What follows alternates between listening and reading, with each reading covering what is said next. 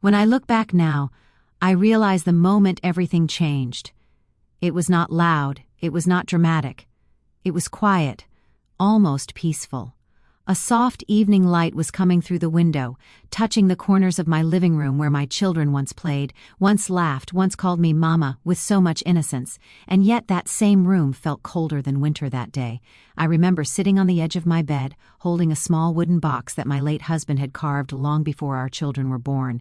Inside it were pieces of our life, a lock of hair from our daughter's first haircut, a tiny sock from our son's first year, and a letter my husband wrote to me when he knew his time was short.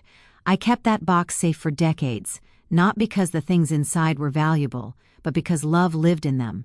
But that day, as I held the box, I heard voices outside my door. My children, my own children, were discussing me. Not with love, not with care, not even with the polite respect you give to a stranger. They were talking about my house, my savings, my land, as if I were no longer alive, as if I had already become a memory, a problem, something to be divided. One of them said, "We need to settle her things before anything unexpected happens." Another replied, "Yes, we cannot wait forever. We should make decisions now." Their voices cut through me like cold wind.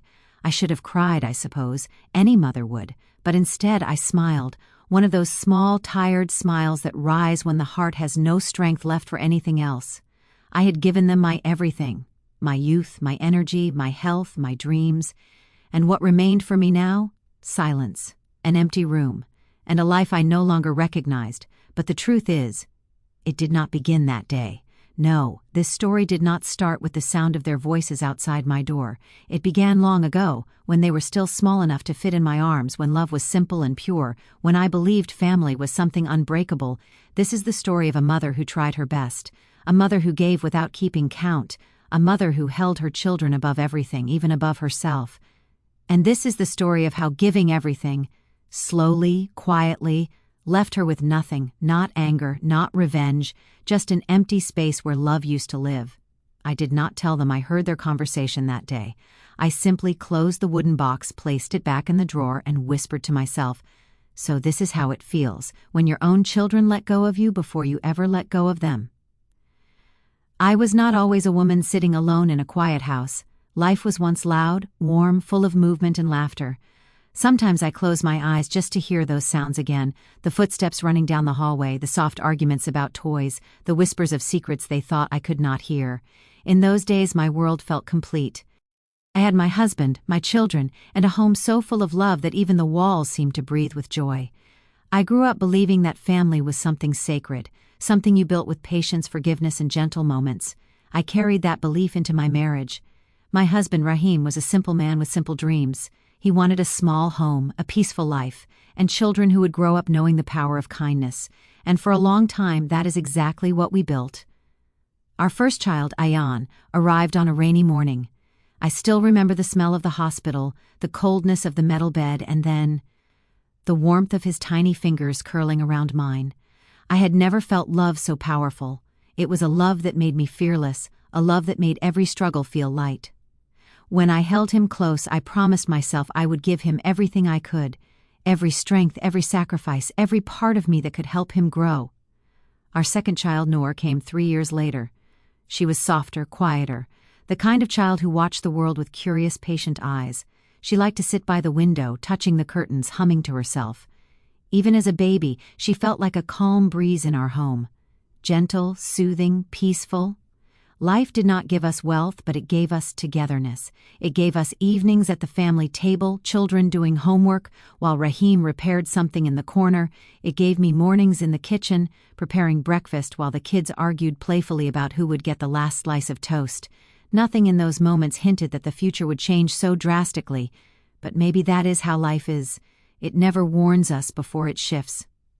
When Rahim fell ill for the first time, the doctors said it was nothing serious. Just rest, they told us. But I knew my husband. I knew the way his body moved, the way his breath sounded when he slept. Something inside me whispered that rest would not be enough. And I was right. Within a year, his condition worsened. Within 2 years, he could barely stand without support. And within 3, our home, once full of laughter, became a place of quiet worry. I watched him fade slowly, gently, like a candle burning to its final point. And yet, even in his weakness, he would smile at me and say, "We gave them a good start, didn't we?" I would nod and look away because I did not want him to see the tears in my eyes. We both knew our story was changing, but we were afraid to speak it aloud. Ayan was older then, ready to leave for university. Noor was finishing school, dreaming of becoming a nurse. They both helped their father when they could, but life was calling them toward their own futures. I never stopped them. How could I? A mother's duty is to push her children forward, even when her own heart is breaking. Before Rahim passed, he held my hand and said something I can never forget. "Take care of yourself," he whispered. "They will grow busy, but you must stay strong." I nodded, but I did not understand what he meant. They will grow busy? I believed our children would always return, always stay close, always hold on to the family we built. I was wrong. After the funeral, everything felt different. Ayan returned to his studies. Noor found a job in another city.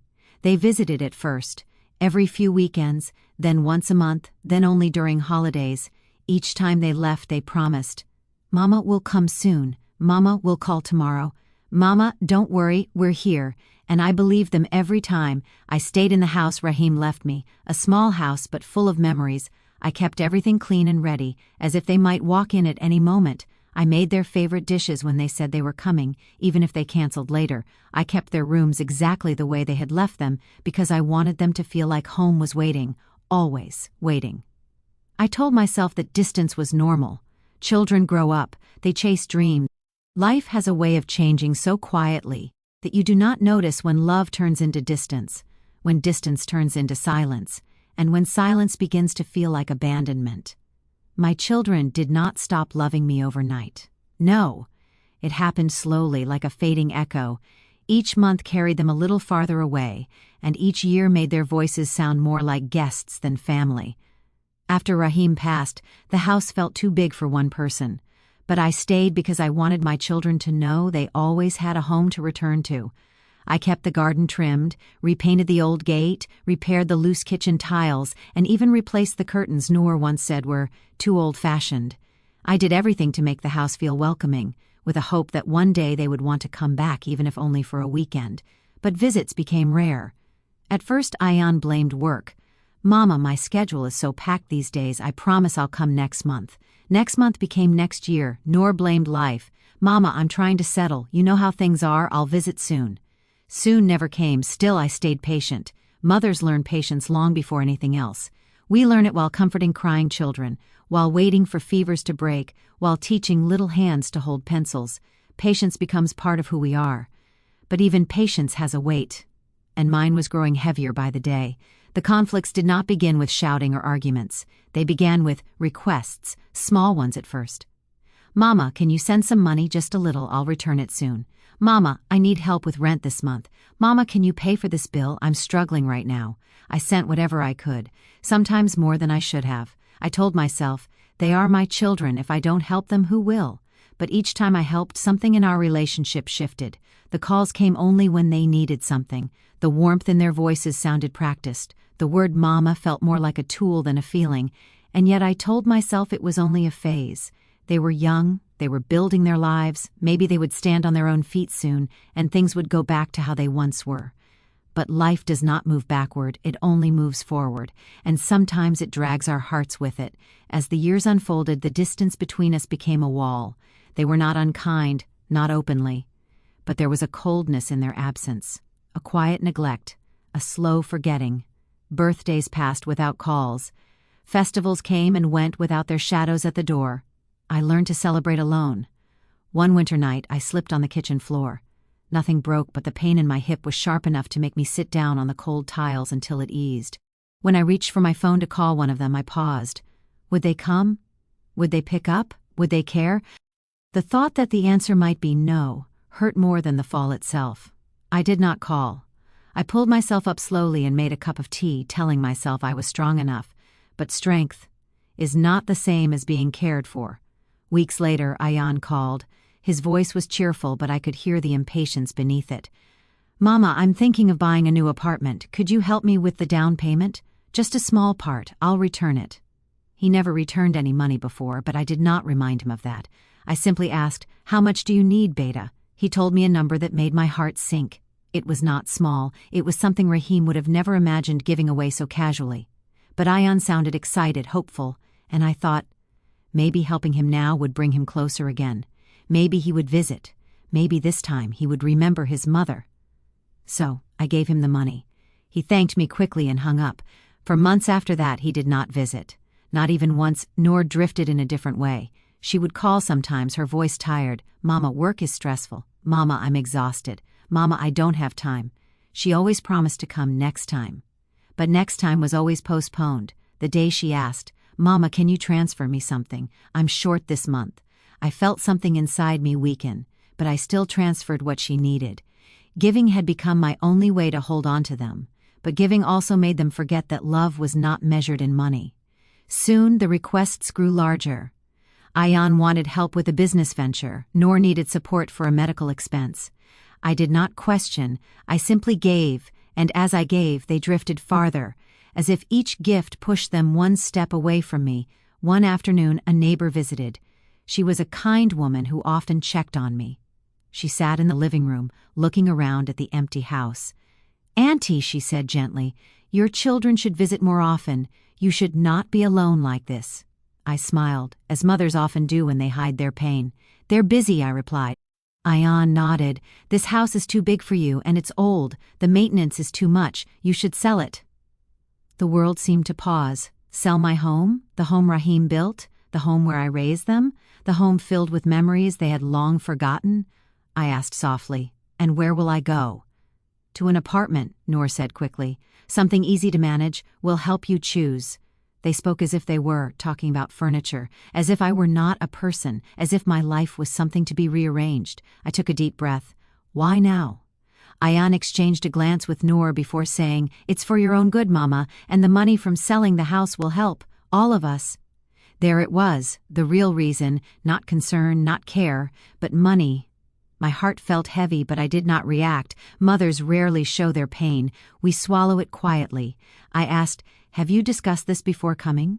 They nodded. They had planned it together without me. The rising conflict had begun long before. I just had not seen it, or maybe I did, and refused to believe it. That evening, after they left, I sat alone in the quiet house, a house that now felt less like a home and more like a memory, and I whispered into the silence, "Rahim, you were right. They have grown busy, too busy to see what they are losing." But the truth was even sharper. They were not just losing me, they were letting me go, quietly, carelessly, piece by piece. The days after that conversation felt heavier than anything I had carried before, not because my children wanted to discuss my future, but because of the way they did it, quietly, confidently, as if my life were a decision they had already made without needing my voice. I moved through the house like someone walking through an old photograph, touching the walls, the curtains, the wooden frames that held our memories. Everything felt fragile, as if one wrong touch would break the past forever. Each night I sat in Rahim's old armchair and wondered how we had reached this point. How could children raised with love become distant enough to see their mother as an inconvenience? Was it something I had done? Something I had failed to do? These questions circled in my mind like restless birds, refusing to quiet. And then, the turning point came quietly, the same way everything else had changed in my life. It started with a letter, a plain envelope left at my door one morning. I found it while sweeping the porch. The handwriting was unfamiliar, neat but firm. I brought it inside, sat at the table, and opened it slowly, afraid of what it might contain. Inside was a simple notice from the local council. My house was officially being evaluated for sale. My hands trembled, not because of the paper cannot harm you, but because of what it meant. Someone had initiated the process. Someone had filed documents in my name. Someone had taken a step without my permission. I knew immediately who it was, Ayan. He had the confidence, the boldness, the belief that he knew what was best for everyone. I stared at the paper for several minutes, my breath shallow. Then, before fear could take over, I called him. He answered on the second ring. "Mama, everything okay?" I swallowed hard. "Ayan, did you file something about the house?" There was a pause, a short one, but long enough for me to feel it in my bones. "Mama, listen," he said, his tone suddenly firm. "This is for your benefit. You're alone in that big place. It's unsafe, and the value of the property is high right now. Selling it will help you, and Noor, and me." His logic was cold, practical, but logic cannot warm a lonely mother's heart. Logic cannot replace love. I whispered, "But it's my home." "Mama," he replied, as if speaking to a child, "it's just a house. Just a house." Those words hit me harder than anything he had ever said. To him, it was just a house. To me, it was 38 years of life. It was where Rahim and I built our dreams, where my children took their first steps, where laughter once lived, where tears had been shed quietly in the dark. It was not just a house, it was the one part of my life that still felt like mine. "Ayan," I said softly, "why didn't you ask me first?" He sighed. "Mama, you always get emotional. Noor and I made the decision because it's what's best." Best, another word that meant nothing when spoken without love. I ended the call with a quiet, "We'll talk later." Though we both knew we wouldn't, I sat alone in the living room staring at the walls, feeling Rahim's absence more sharply than ever. If he had been here, he would have stood between me and the world. He would have protected the home he built with his hands and heart. For the first time in years, I cried. Not loudly, not dramatically, just a slow, steady release of tears that fell quietly onto my hands. Later that evening, Noor called. She began gently, "Mama, Ayan told me you sounded upset." Upset, as if the word was small enough to describe the breaking of a heart. I didn't answer. She continued, "Mama, please understand, we're trying to help. You're getting older. That house is too much to handle. You need a place with support." Support? I almost laughed, but the sadness inside me was too heavy. "Noor," I asked softly, "would support not come from you, from Ayan, from my own children?" The silence on the other end told me everything. She finally said, "Mama, we have our own lives now." Yes, they had their own lives. Lives where I no longer had a place. After that call, something inside me shifted, not broken, not shattered, but shifted like a door gently closing. A door to an old belief, that children automatically return the love you give, that motherhood guarantees companionship, that sacrifice ensures care. Reality had its own lesson. Days passed, then a week. During that time, I received 2 more letters, each confirming steps taken toward the sale of the house, each one tightening a knot inside my chest. I knew I had to do something, not to fight them, not out of anger, but to protect the last piece of my life that still belonged to me. So one morning I dressed carefully, tied my scarf, and walked to the council office. The air outside was cool, gentle, carrying the scent of rain. The road was quiet, only a few leaves rustling on the ground. It reminded me of how life moves even when our hearts feel frozen. At the office, a young clerk greeted me politely. "How can I help you, ma'am?" I placed the letters on the counter. "There must be a mistake," I said softly. "I did not request to sell my house." He scanned the documents, then looked up with a sympathetic expression. "These forms were submitted with your signature." My signature, a signature I never gave. I felt a wave of disbelief. Ayan had forged it, my own child. The clerk must have seen the pain on my face because he spoke more gently. "We can stop the process, ma'am, but you'll need to sign a statement." Stop the process. Those words felt like a soft beam of light entering a dark room. I signed the papers with steady hands, even though my heart was trembling. When I left the office, the sky was gray, heavy with unshed rain. The wind was cool against my face. I walked slowly, each step feeling both weak and strong at the same time. That evening, I waited. I knew Ayan would call, and he did. He sounded irritated. "Mama, why did you interfere? We were handling everything." Handling everything, as if my life were a task, a file, a burden. I took a deep breath. "Ayan, it is my home, my decision." He laughed, a short, sharp sound. "Mama, you don't understand. We're trying to secure our future." There it was, the truth, their future, not mine. I said, "I gave you everything I could. My time, my savings, my heart, but this house, this is the only thing I have left that belongs to me." His voice tightened. "Mama, you're being difficult." I closed my eyes. "No, Ayan, I am being your mother, and a mother also needs to protect herself sometimes." He hung up abruptly. Noor called an hour later, crying softly, "Mama, why are you making this hard? We just want what's best." I whispered, "My child, sometimes what you think is best for me is actually what's best for you." There was no answer, just the sound of her breathing. And then silence. That night, I realized something with painful clarity.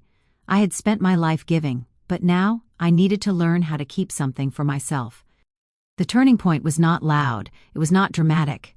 It was simply the moment I understood that love, when not returned, must be protected, not handed out until nothing remains. And slowly, quietly, I began to build the courage to stand alone, even if it meant standing without the children I had once loved more than life itself. When someone you love hurts you, the pain does not arrive all at once. It comes softly, in small pieces, settling into the heart like dust. For weeks after stopping the house sale, I moved through my days with a strange mixture of sadness and relief.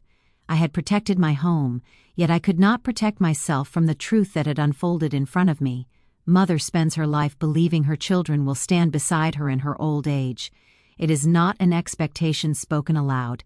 It is simply a hope stitched into every sacrifice, every late-night prayer, every moment spent comforting them as babies and guiding them as adults. But hope can be fragile. Mine was beginning to tear at the edges. After the argument about the house, Ayan and Noor stopped calling as often. At first I thought they needed time to cool down, but days turned into weeks, and weeks turned into nearly a month. The silence felt unnatural, heavy, like a door slowly closing. I tried not to worry, but a mother's heart does not know how to stop caring. Even so, something inside me had shifted. I began doing small things for myself, quiet things, gentle things, things I had forgotten I enjoyed. I started waking earlier just to sit by the window and watch the sky change from gray to blue. The sparrows would gather on the wall near the garden, chirping softly as if greeting the morning with tiny blessings. I noticed flowers I hadn't seen before, tiny white ones growing near the fence, blooming without needing anyone's permission. I even cleaned the old kitchen shelves, wiping away dust that had collected over years of neglect. As I worked, I found small traces of the life we once shared: Noor's childhood drawing tucked behind a jar, Ayan's old wooden toy, a faded recipe card written in Rahim's handwriting. I held each memory gently, like something fragile. These moments were simple, but each one gave me a little more strength. One afternoon, I made tea and took it outside to the garden. The wind was cool, carrying the scent of earth. I settled into Rahim's old chair near the mango tree he planted when Noor was born. As I sipped my tea, I finally allowed myself to whisper the question I had been avoiding: how did we get here? No one answered, but I felt the quiet honesty of the world around me, the kind that hurts yet heals. Later that week, Noor arrived at my doorstep without calling. I was surprised; she rarely came unannounced. Her eyes looked tired, and she was holding a small handbag. "Mama," she said softly, "can I come in?" Of course I let her in. She sat down at the dining table, tracing the edges of the tablecloth with her fingers. I could tell she was nervous. "I didn't come to argue," she whispered. "I know," I replied gently. She looked up, tears already forming in her eyes. "Mama, I'm sorry." Those words, simple, fragile, broke something inside me, not in a painful way, but like a knot finally loosening after years of tightness. She continued, "Ayan told me not to come. He said we should wait until you agreed with us, but I couldn't. I kept thinking about you alone in this house. I kept remembering how you used to braid my hair before school, how you stayed up with me during exams, how you always cared even when I forgot to." Her voice cracked. "I don't know when I became so distant. I don't know when I stopped seeing you as my mother and started seeing you as someone who would always be there, even if I didn't try." I reached across the table and took her hand. "My child," I said softly, "love does not disappear. It only gets buried under life sometimes." She cried silently, shoulders trembling. I held her hand until her breathing steadied. She said, "Mama, I don't want you to move. I don't want to lose this home. I don't want to lose you." My eyes filled with tears, not from hurt this time, but from the small beginning of healing. Noor stayed with me for a few hours.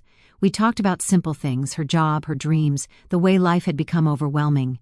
She admitted she had been afraid of responsibility, afraid that if she got too close, she would have to face the truth of my aging, of her own adulthood. Sometimes children distance themselves not because they don't care, but because caring deeply scares them. When she left, she hugged me tightly. "I'll come back next week," she promised. For the first time in a long time, I believed her. But Ayan remained silent. 2 more weeks passed. Still no call, no message, nothing. The silence from him felt different from Noor's. It felt intentional, heavy with pride. Then one evening, just as the sky turned orange, he arrived.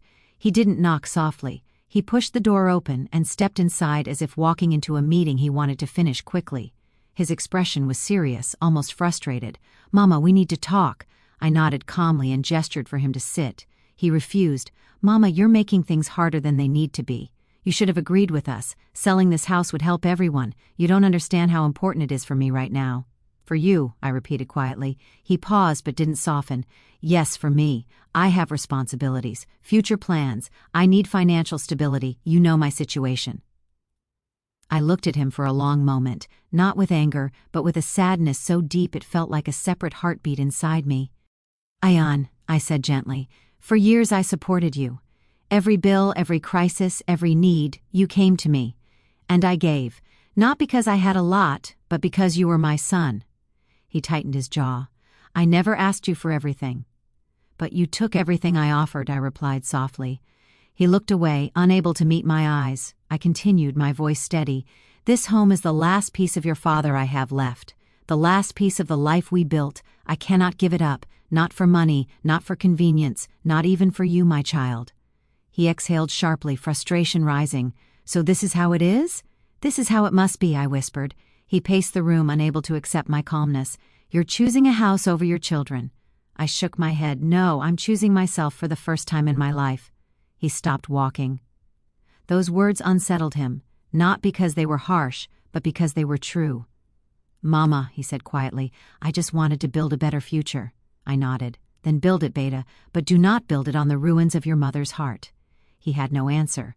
For the first time, I saw him not as my little boy running across the yard or my young son asking for guidance, but as a grown man who had lost sight of tenderness. He left without saying goodbye. I stood at the doorway watching him drive away. There was no anger in me, only a deep acceptance. You cannot force a child to understand your love. You cannot teach them gratitude once they have chosen to forget it. You cannot hold on to someone who has already let go, but you can hold on to yourself. And that night, for the first time in many years, I slept without tears. A quiet strength had returned to me, slowly, gently, like sunlight touching a window after a long storm.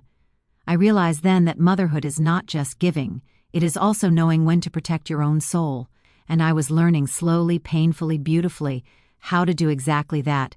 Life did not change overnight after Ayan walked out of the house that day. Hearts do not heal in a single moment, and wounds created by loved ones take longer to close. But something inside me had shifted, quietly, like dawn spreading across a dark sky. In the weeks that followed, I found a new rhythm, a slow, peaceful one. I began tending to the garden again, watering the small flowers that grew near the fence. I opened windows in the morning to let sunlight in. I cooked meals for myself, simple ones, and learned to enjoy the silence instead of fearing it. Noor kept her promise. She visited the next week, and the week after that, each time staying a little longer. Sometimes we did nothing more than drink tea together, sitting in comfortable silence. Other times she helped me clean old cupboards or listen to stories about her childhood she had long forgotten. She laughed more, something I had missed deeply. One evening she sat beside me on the swing in the garden and said, "Mama, I'm trying. I want to do better." I placed my hand over hers and smiled. "That is all a mother ever wants, Beta. Not perfection, just effort." She leaned her head on my shoulder like she used to when she was a little girl. In that moment, I felt a small part of my heart become whole again. But Ayan, he remained silent. At first I wondered if he would ever return. Then I wondered if I would ever be ready to see him again. Anger never filled me, but sorrow lived quietly in my chest. He was my first child, the one I held close on a rainy morning, the one whose tiny fingers once wrapped around mine with trust. But life teaches us that children grow in ways we cannot control, and love, even when pure, does not guarantee the path they choose. About 2 months passed before the unexpected happened, a knock at my door late one evening. When I opened it, I saw Ayan standing there. He looked different, not younger or older, but smaller somehow, as if life had humbled him in ways pride once refused to allow. "Mama," he said quietly, Can I come in?" I stepped aside and he entered. He looked around the house slowly, his eyes softening at the familiar walls. "I've been thinking a lot," he began, his voice uneven, "about what I did and what I almost took from you." I waited, not interrupting him. He continued, "I convinced myself I was doing it for you, but the truth is, I was doing it for myself. I was struggling and I thought selling the house would solve everything. I didn't think about what it meant to you. I didn't think about Baba. I didn't think about family." His words trembled. "I'm sorry, Mama. It was not an excuse. It was not a forced apology. It was the voice of a boy who had finally found his way back to his mother. I took a slow breath and said, "Ayan, when you hurt me, it wasn't because you wanted to, it was because you forgot to look back at the hands that raised you. Now that you're looking back, that is enough for me." He lowered his head, tears slipping down his cheeks. "I don't deserve your forgiveness." "Maybe not," I whispered, "but you are my son. And a mother's love does not depend on deserving, it simply exists." For the first time in years he hugged me, not out of duty, not because he needed something, but because he realized what he had almost lost. We stood there for a long time, in the quiet warmth of a home that had seen both the rise and fall of a family's heart. In the days that followed, things did not become perfect, but they became better. Noor visited regularly. Ayan called often, sometimes just to ask if I had eaten. I did not expect them to become the children they once were, but they were becoming gentler, more aware, more present. And I too changed. I learned that giving everything does not mean losing yourself. I learned that love must have boundaries, even for a mother. I learned that standing alone does not mean being unloved. It simply means being strong. Now, when I walk through my house, I no longer feel emptiness. I feel history. I feel memories. I feel the quiet blessing of a life lived with sincerity. Sometimes Noor sits with me in the evenings and we talk about the future, hers, mine, and even Ayan's. Other times I sit alone and watch the sun set behind the mango tree Rahim planted. I miss him, but the ache is softer now, softer because I know he would be proud of the strength I found. And if someone were to ask me what this journey taught me, I would say this: love must be given freely, but not at the cost of your own heart. Sacrifice is noble, but only when it does not empty your soul, and sometimes letting your children go is the only way they find their way back. I gave them everything, and for a while they left me with nothing, but slowly, quietly, life returned something precious to me, myself.